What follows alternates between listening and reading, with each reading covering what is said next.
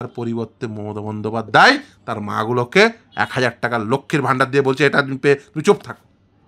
তোমার ছেলেকে ওখানে পেটাচ্ছে, তোমার ছেলেকে ওখানে বাংলাদেশি বলছে, তুমি চুপ থাকো, আমাকে ভোট দাও।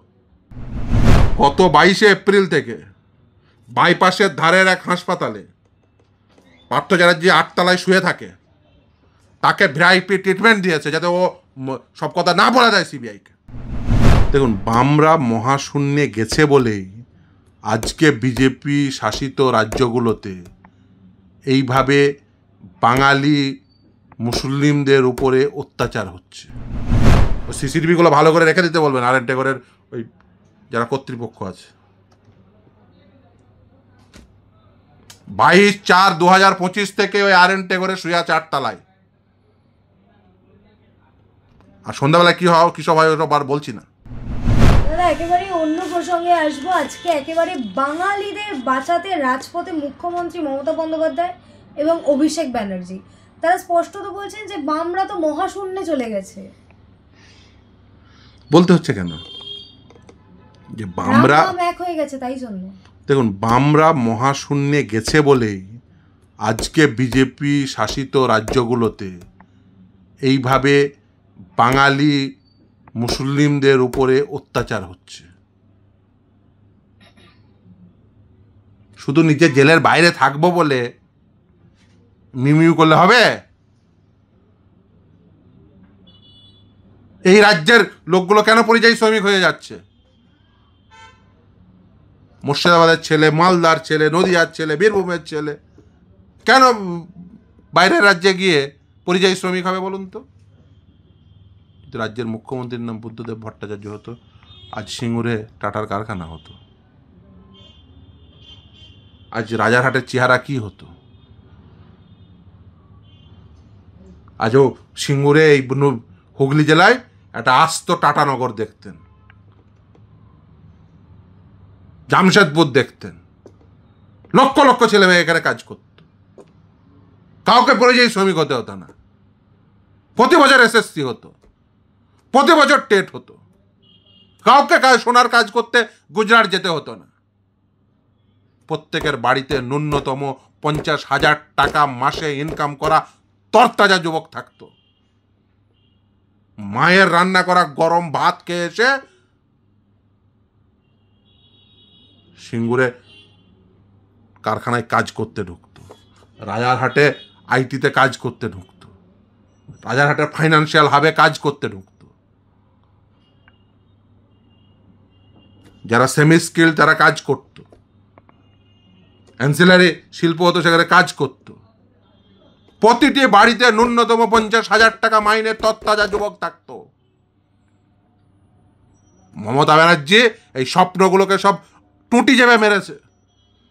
তার পরিবর্তে মমতা বন্দ্যোপাধ্যায় তার মাগুলোকে 1000 টাকার লক্ষ্মীর ভাণ্ডার দিয়ে বলছে এটা তুমি চুপ থাকো। তোমার ছেলেকে ওখানে পেটাচ্ছে, তোমার ছেলেকে ওখানে বাংলাদেশি বলছে, তুমি চুপ থাকো, আমাকে ভোট দাও। কৃষক শ্রমিকদের হত্যা তো আপনাদের হাতে হয়েছিল। দেখুন, কৃষির উপর ভিত্তি করে শিল্প স্থাপন এটা সেই সময়ে রাজনৈতিক পদক্ষেপ ছিল। কৃষির হত্যা হলে আজকে কৃষি উৎপাদনে পশ্চিমবঙ্গ কোথায় দাঁড়িয়ে? আজকে যদি কৃষকের সঠিক আয় হতো, স্বল্প সঞ্চয়ে আজকে পশ্চিমবঙ্গ কোথায় দাঁড়িয়ে? মমতা ব্যানার্জি জবাব দাও, সাংবাদিক সম্মেলন করে বলো স্বল্প সঞ্চয় কারা করে? প্রান্তিক সীমার মানুষ।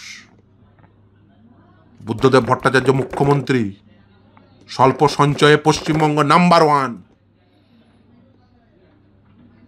তারপর মমতা ব্যানার্জি মুখ্যমন্ত্রী হলো, সব স্বল্প সঞ্চয় চলে গেল চিট ফান্ডে। সব মমতা বন্দ্যোপাধ্যায়ের আশেপাশে ঘুরে বেড়ানো সব নেতারা, কেউ মুখপাত্র হয়েছে, কেউ মন্ত্রী হয়ে, কেউ প্রাক্তন মন্ত্রী হয়ে, কেউ বিধায়ক হয়েছে, লাল নীল চশমা পরে ঘুরে বেড়ায়। তারা সব ওই চিট ফান্ডের মালিকদের পাশে বসে তাদের কোম্পানিগুলোর অ্যাডভার্টাইজমেন্ট করে বললো সব টাকা এখানে নিয়ে এসো, যে সব টাকা তারা লুটে পুটে খেলো। আর এই কেন্দ্রের বিজেপির সাথে সেটিং করে নিজে সহ বাকি ওই পারিষদদের জেলের বাইরে রেখেছে। আর আপনাদের তথ্যের জন্য জানিয়ে রাখি, মমতা বন্দ্যোপাধ্যায় এতে ছাড় পাবেন না। পার্থ চ্যাটার্জি কোথায় আছে? জেলে নেই, হাসপাতালে আছে। আপনি অবশ্যই এটা কাটবেন না। জেলে নয়, হাসপাতালে আছে। এপ্রিল মাস থেকে, গত 22শে এপ্রিল থেকে আমার কাছে খবর এসছে। কাটবেন না খবরদার। গত 22শে এপ্রিল থেকে বাইপাসের ধারের এক হাসপাতালে পার্থ চ্যাটার্জি 8 তলায় শুয়ে থাকে। তাকে ভিআইপি ট্রিটমেন্ট দিয়েছে যাতে ও সব কথা না বলা যায় সিবিআইকে, সব কথা না বলা যায় ইডিকে।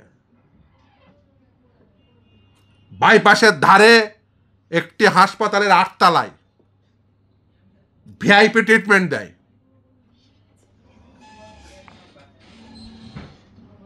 তারিখ বলে দিচ্ছি। এবং সেখানে কোনো কাউকে, বাইরের কাউকে ঢুকতে দেয় না। ওর সিসিটিভি সমস্ত কিছু সংরক্ষণ করে রাখতে হবে। আমি এটা আজকে বলছি, কালকে ওকে ভয়ে বের করে নিয়ে আসবে। কিন্তু আমি উপযুক্ত প্রমাণ সমস্ত কিছু এই সিবিআইকে বলবো ও কোথায় আছে, ইডিকে বলবো কোথায় আছে, খবর নিন। যদি না নেন, রাজ্যের মানুষ বুঝে নেবে যে আপনারা কি করতে চাইছেন। জেল যাত্রার নামে কি হাসপাতাল যাত্রা? আমার নামে মামলা করতে বলুন, প্রমাণ ঠিক পেয়ে যাবে। আপনি গিয়ে চলে যান এক্ষুনি, আপনাকে 8 তলায় উঠতে দেবে। বলুন RN টেগরের কর্তৃপক্ষকে যে গত এপ্রিল মাসের 22 তারিখ থেকে রাজ্যের প্রাক্তন মন্ত্রী পার্থ চ্যাটার্জি ওই বাইপাসের হাসপাতালে আছে কি নেই। কেউ মুখ খুলবে না, আমি বলছি। কেউ মুখ খুলবে না, ভয়ে মুখ খুলবে না। কিসের ভয়? ভিআইপি ট্রিটমেন্ট দিচ্ছে, জেল যাত্রার বদলে ওকে হাসপাতাল যাত্রা করে আছে। ও বলে লাভ নেই, সব খবর আসে। ও জেলের কত নম্বর সেলে ছিল, কবে থেকে, গত 22শে এপ্রিল 2025 থেকে ওই বাইপাসের ধারের ওই হাসপাতালে শুয়ে আছে, ভিআইপি ট্রিটমেন্ট নিচ্ছে। কিচ্ছু হয়নি ওর। কাউকে জানিয়েছে? জানতেন? অবাক হয়ে যাচ্ছেন। 8 তলায় শুয়ে আছে। শুয়ে আছে মানে টিভি দেখছে, ঘুরে বেড়াচ্ছে, কে যায় কে জানে। ওই সিসিটিভিগুলো ভালো করে রেখে দিতে বলবেন RN টেগরের ওই যারা কর্তৃপক্ষ আছে। 22/4/2025 থেকে ওই RN টেগরে শুয়ে আছে 8 তলায়। আর সন্ধ্যাবেলায় কি সব হয় ওসব আর বলছি না। 22শে এপ্রিল 2025 থেকে পার্থ চট্টোপাধ্যায় বাইপাসের ধারের হাসপাতালে আছে, জেলে নেই। আগে আগে আগে এই যেহেতু এই আপনারা নাম দিয়েছেন পিজি হাসপাতালে, এখন লুকিয়ে লুকিয়ে রেখে দিয়েছে কাক পক্ষে যাতে টের না পায়। 8 তলায় কাউকে উঠতে দেয় না। 8th ফ্লোরের ভিআইপি কেবিন। আজকে বম ফাটিয়ে দিলাম, এবার দেখবেন রাতের বেলায় বিয়েতে নিয়ে আসবে, রাতের বেলায় দেখবেন এই অ্যাম্বুলেন্সে করে নিয়ে আসবে হাসপাতালে জেলে।